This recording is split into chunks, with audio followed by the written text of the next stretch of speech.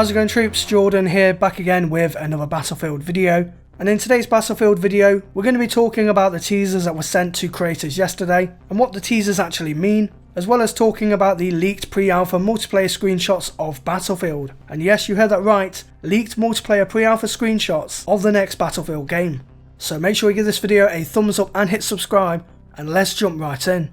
So starting off today's video, we're going to be talking about the teasers. These were sent to various creators and influencers via DM on Twitter from Battlefield, and a lot of people like JXBArmy were very confused about what it actually meant. This was the initial teaser sent to these creators, and as you can see, some of the text is distorted.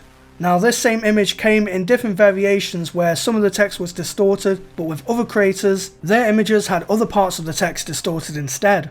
Now, the Battlefield community jumped on this instantly and tried to work out exactly what the full transcript actually says. And since the Battlefield community is just awesome, they worked it out within a couple of hours. So this is what the teaser actually says. The first part above the blocker text says here, Protocol AB008117, source quantum encrypted, long band radio broadcast. So this tells us that this transmission was sent via radio. It says here the target is Oz and his alias is unknown. Interception unit is the USS Raven Rock, which is part of the Naval Signal Corps. And then it says the date of transmission, which funnily enough, the date is actually blocked out in all X's. So this is kind of a little teaser as to say, well, we're not going to tell you exactly when the game takes place. You'll just have to wait until Wednesday. But we do have the date of 0104, which I'm assuming if this is going by American time standards, then this is the 4th of January. Or it could just be April Fool's Day, who knows.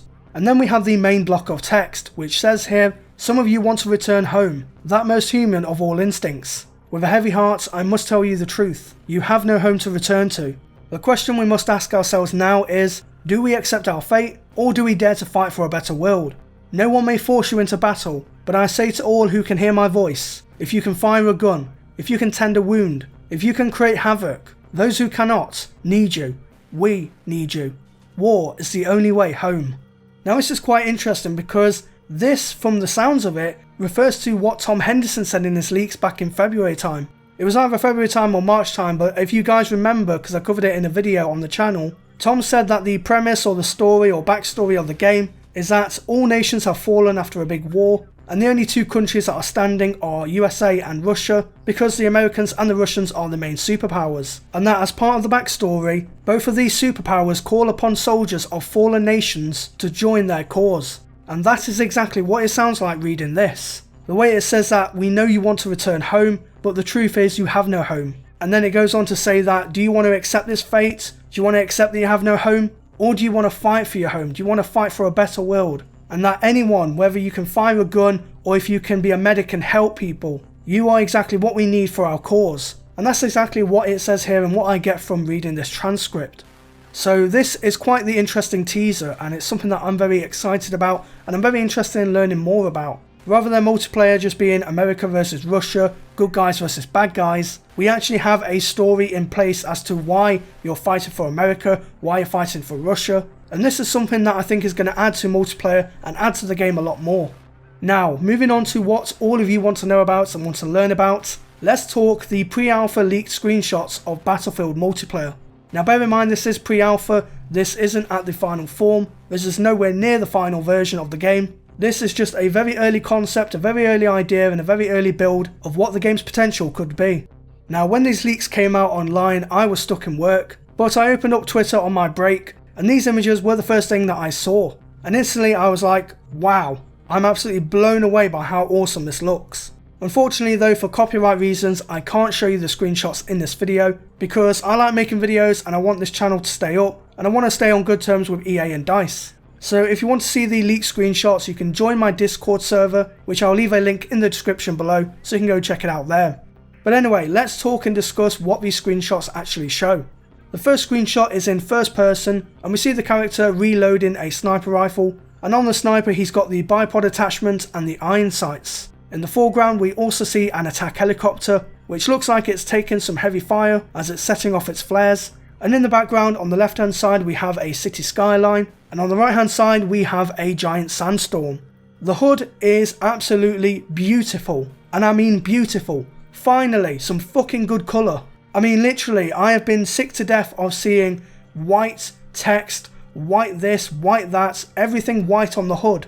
It's so boring, it's so lazy, too simplistic, and what I've been wanting with Battlefield is to have some colour again for its hood. And this next Battlefield game fucking delivers.